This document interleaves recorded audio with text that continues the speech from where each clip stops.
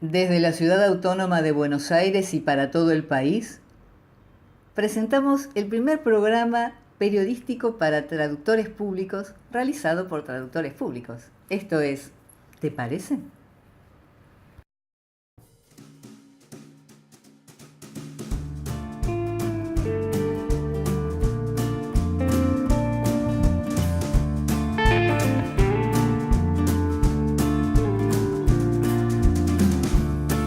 Got a lot tied up inside.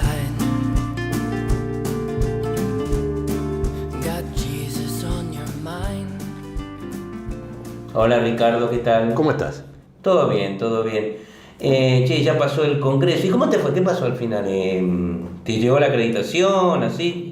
No, la acreditación no llegó nunca. Ah, me estás No llegó nunca. Me estás embromando al final. No llegó nunca. Si sos periodista, diste pruebas, vimos ahí cuando eras más joven, tenías pelo, bigotito, todo. Todo lo que vos quieras, bigote, acreditación y demás, no llegó nunca, ni siquiera nos dijeron que no.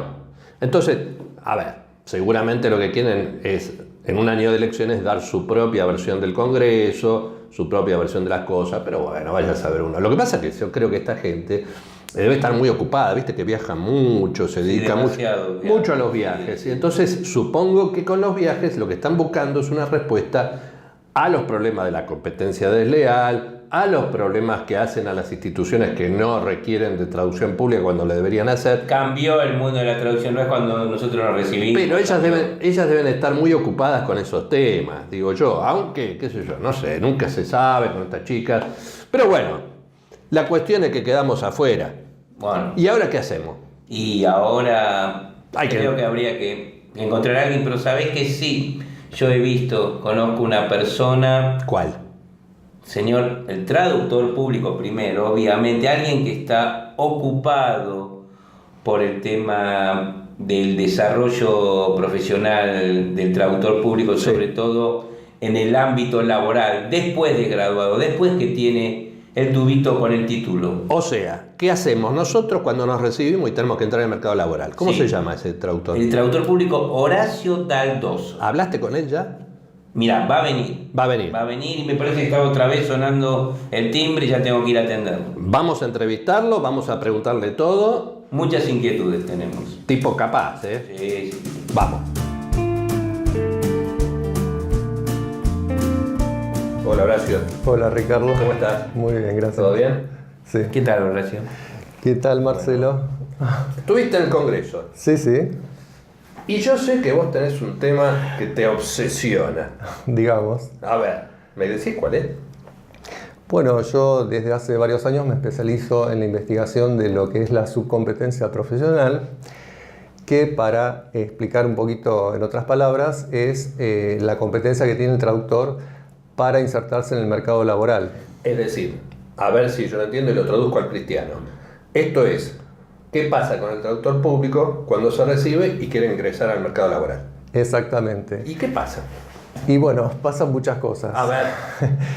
Primero, yo hace tiempo que dicto cursos para traductores y lo que veo por las opiniones que me brindan los traductores es el hecho de que cuando quieren comenzar a ejercer se encuentran con dificultades. Esas dificultades son de distinta índole. A veces tiene que ver un poco la psicología del traductor. ¿Cuáles son esos problemas? Bueno, por ejemplo, por las encuestas que yo hice, que eso está en la última ponencia del Congreso, algunos problemas son que no saben cómo comenzar, o sea, dónde buscar, o cómo presupuestar, o cómo, por ejemplo, armar su currículum, que es una herramienta muy importante para darse a conocer, y cuestiones a veces que son más bien operativas, ¿no? Como por ejemplo, bueno, cómo cosechar una traducción pública, que si bien eso yo sé que se enseña en el curso introductorio que da el Colegio de Traductores, bueno, en algunos casos parece como que hay casos que son diferentes de los casos habituales, bueno, que quieren saber un poquito más cómo tratar esos casos especiales. Ahora, ¿qué pasa en las universidades? ¿Lo forman a los traductores para que sepan enfrentar esa situación al salir al tremendo mercado laboral? Sí, hay asignaturas, en algunos casos que son específicas, con práctica en empresas, pero no es suficiente. Eso deben ser las facultades privadas. No, en las públicas también, porque en algunos casos tienen de alguna forma un convenio para que esto sea así, pero ¿qué sucede? El año pasado, en octubre, apareció lo que se llama la Declaración de Lima, que es una declaración que firmaron distintas asociaciones de traductores de Latinoamérica, incluido el Colegio de Traductores Públicos de la Ciudad de Buenos Aires, donde dice que, bueno, han detectado ciertas carencias en la formación profesional de los traductores y le están pidiendo a las autoridades, no especifica, pero yo entiendo que son el Ministerio de Educación y las universidades, que, bueno, hagan, que revisen un poco este tema. O sea, con esto comprobamos que lo que yo vengo detectando en mis seminarios no es exclusivo, digamos. Ahora, ¿hacen algo al respecto? Bueno, en el Congreso, por ejemplo, la gente del Perú dijo que... ¿Qué es del Perú? Del Perú, sí. Los representantes dijeron que han hablado con las universidades y las universidades ya se han puesto en marcha. Pero en la Argentina. Bueno, en la Argentina, en la mesa en la que yo participé, estuvo Beatriz Rodríguez. Y bueno, nuestra colega explicó que casi todos los años se hacen reuniones con los directores de las carreras. Y de hecho, en la próxima van a tratar el tema de la unificación de contenidos mínimos. Disculpame, entre universidades privadas y estatales. En todas, sí, claro. Sería bueno eso, porque ya hace muchos años que se habla del tema y no pasa nada. Sí, y también eso es conveniente por el tema de las equivalencias, porque a veces hay estudiantes que se pasan a otra universidad y de pronto no coincide el título de la asignatura y ya no se la dan por aprobada. Hablamos de los programas de estudio, el programa de estudio varía de una universidad privada a una universidad estatal, y tal vez entre universidades privadas también. Claro, tal vez los contenidos son los mínimos o tal vez en un lugar es mejor que el otro, pero como el título no coincide, ya se presupone que no hay equivalencia. Ahora, Horacio, vos estás en ese tema, sos un estudioso de esta problemática. La pregunta es, ¿por qué han surgido contenidos diferentes en cada facultad, en cada universidad? Bueno, esto es así en principio porque sabemos que las universidades son autónomas y autárquicas, ¿no? Y existe lo que se llama la libertad de cátedra, que eso es importante defenderlo. Ahora, hay contenidos que hay que revisarlos. Y en mi ponencia, justamente, donde hablo de lo que es el currículum nulo, que es cuando no se enseña lo que se debería enseñar, ¿no es cierto? Hay un punto que se llama currículum nulo por obsolescencia. ¿Me traducís eso? Claro, quiere decir que en algún momento hay contenidos que ya no se pueden dictar más porque quedaron obsoletos. Claro. Entonces, eso hay que revisarlo. Justamente en estos días estuve en contacto con el doctor Kirali de Alemania. ¿Quién es el doctor Kirali? Es un gurú del mundo de la traducción, de la traductología, sí. Él es estadounidense, pero vive en Alemania. Y me comentó, porque vio mi ponencia, yo le mandé el CD de las actas, y que estaba de acuerdo con lo que yo decía, pero que ese problema en Alemania ya se había resuelto hace 15 años. ¿Cómo? Bueno, no lo pude averiguar todavía, porque ayer me lo dijo. Y en principio sospecho que debe ser por una buena enseñanza o con mayor exposición a un mercado real, porque él justamente en su libro habla de esas prácticas simuladas, que son buenas hasta un punto, pero la realidad es que cuando nosotros trabajamos tenemos presión de tiempo, claro, que a veces en una práctica simulada no existe ese factor, y eso también impacta en la calidad, ¿no es cierto? Aquí me llama la atención justo sobre este punto, el tema que mencionaste hace un ratito de prácticas en empresas, hay convenio entre universidades, entre facultades, sí, y ciertas empresas. Me llama la atención cómo es la práctica de un traductor en una empresa, porque yo considero, en mi opinión, que, a ver si coincidís, Ricardo, nuestra profesión desde años he considerado, es bastante aislada. Vos trabajás en tu propio estudio, tu propia oficina, en colaboración con otros colegas, tercerización vimos en otros programas que existen en empresas de traducciones, que fomentan el trabajo, dan trabajo a colegas. Pero ya en el ámbito de una empresa, ¿cómo Bueno, es eso? Lo del aislamiento ya, digamos, tenemos que olvidarnos de esa idea porque convengamos que desde la llegada del Internet, Sí. el mercado del traductor es Habla potencialmente de aislamiento físico. todo el mundo, ¿ok? Y hay foros, hay Sí. actividades múltiples, bueno, o sea que no es tal cosa el aislamiento. Eso por un lado. Por otro lado, muchos traductores al comienzo de su ejercicio profesional quieren intentar mediante las agencias de traducción. Claro. Entonces, las agencias de traducción tienen una organización, es decir, tal vez no trabajen físicamente dentro de la agencia de traducción, Claro, pero forman sí. parte de un equipo. Entonces, ¿qué sucede? Sucede que el traductor tiene que saber que si bien su trabajo es importante, está en un eslabón es un eslabón de una cadena de procesos. Por eso hablo de tercerización, sí, claro. Claro, entonces tiene que tener noción de qué pasa antes de su trabajo y qué va a pasar después de su trabajo. Ahora volvamos al centro del tema. Ujú. Yo recién me recibí, Sí. quiero entrar al mercado de trabajo, no tengo formación Sí, y nadie me dice nada. sí. ¿Qué tengo que hacer? Entonces, el punto es, la falla es de la universidad, la falla es de los consejos profesionales que deberían preparar. Ujú.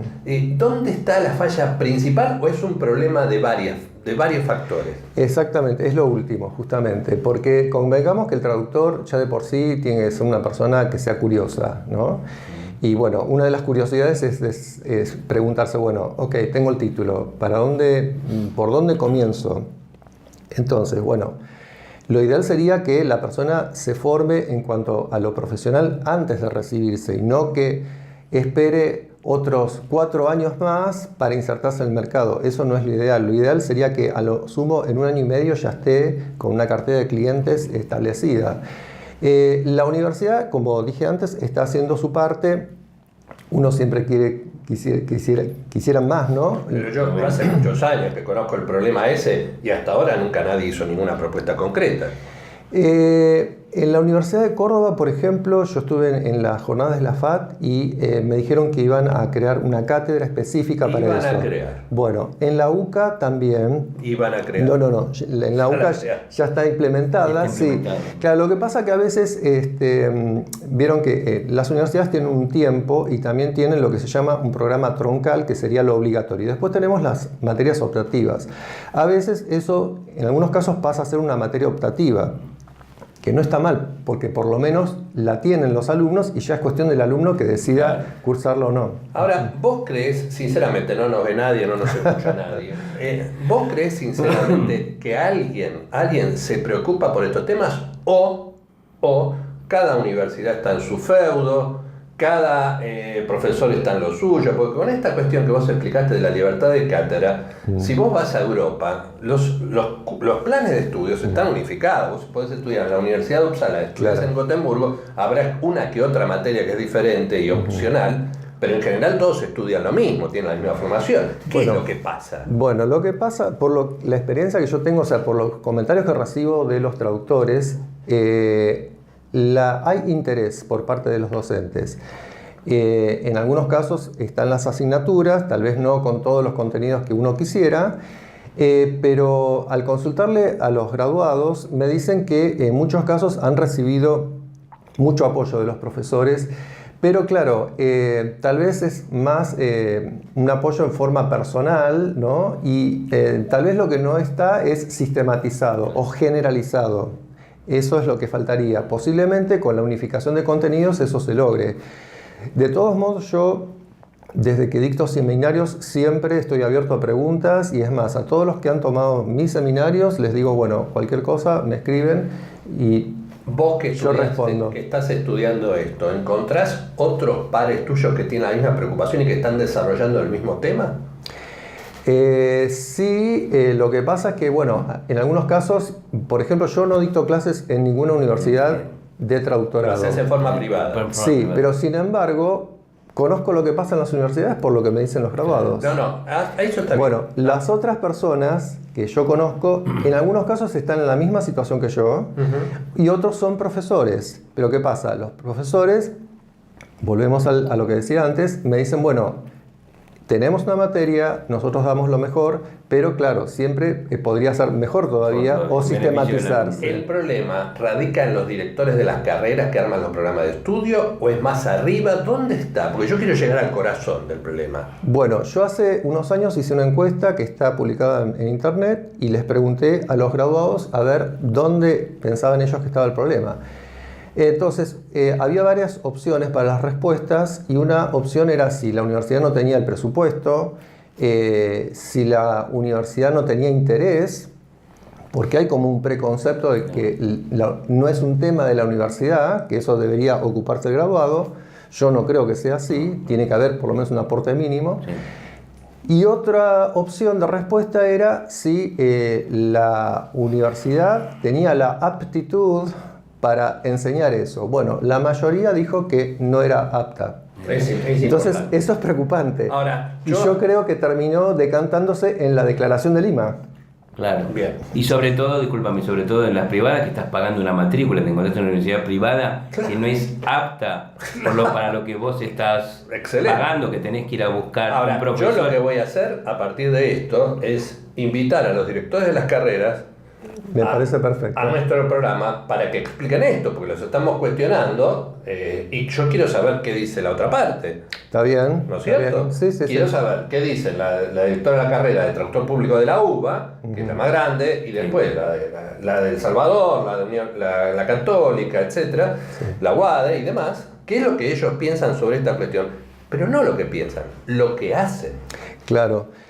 Bueno, como dije antes, las universidades para implementar cambios tienen sus tiempos. Yo creo que se está trabajando y que el trabajo hecho hasta ahora no es malo. El punto es que, bueno, tendría que ser un poco más y un poco mejor.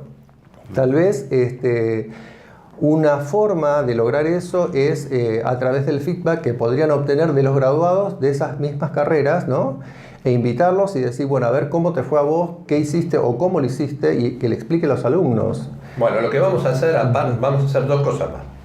Una, le vamos a preguntar a nuestros seguidores en Facebook y en YouTube qué opinan sobre este tema. Por un lado, podemos hacer una encuesta. Todos saben que nuestra página de Facebook es TPES para TPES Grupo Público. Y ahí, en el Grupo Público de TPES para TPES, publicamos todas las encuestas.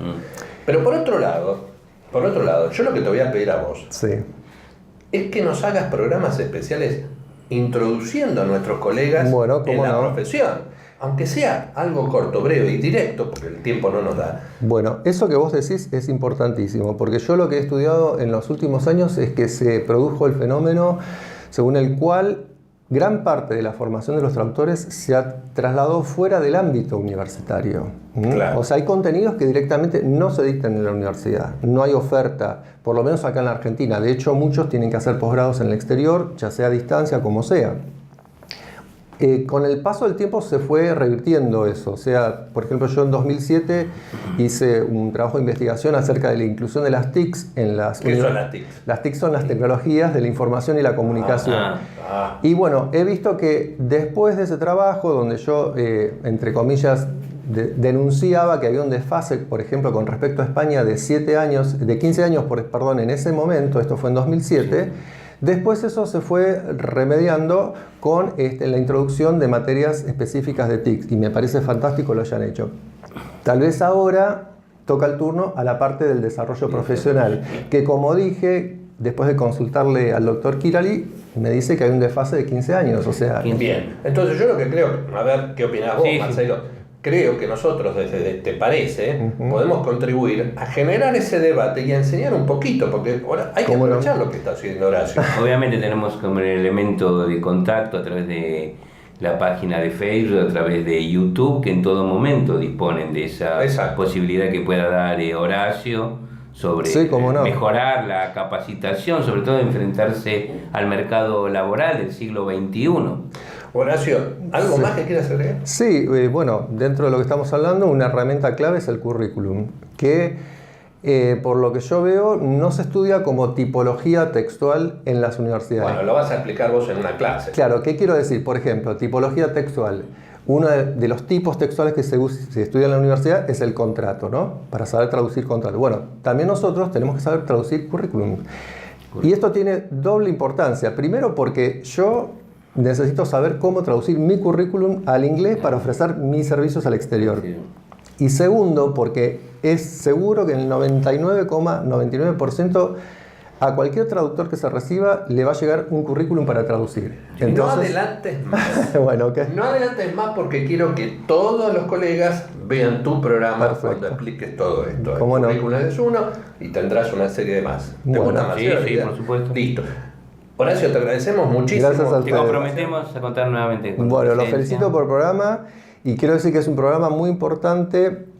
No quiero decir interesante porque es un adjetivo de moda que no dice nada. Para mí es importante primero porque está hecho por TPS, es para TPS, y segundo porque estuve viendo todos los programas hasta ahora y veo que la variedad ayuda a comprender más, primero a nosotros mismos, conocernos a nosotros mismos, o sea, saber quién es quién, y después, bueno, si lo ve el público general, excelente, pero también es importante que nosotros sepamos quiénes somos y qué potencial tiene cada uno para también ayudarnos entre nosotros. Gracias, Horacio. No, de nada, gracias a ustedes.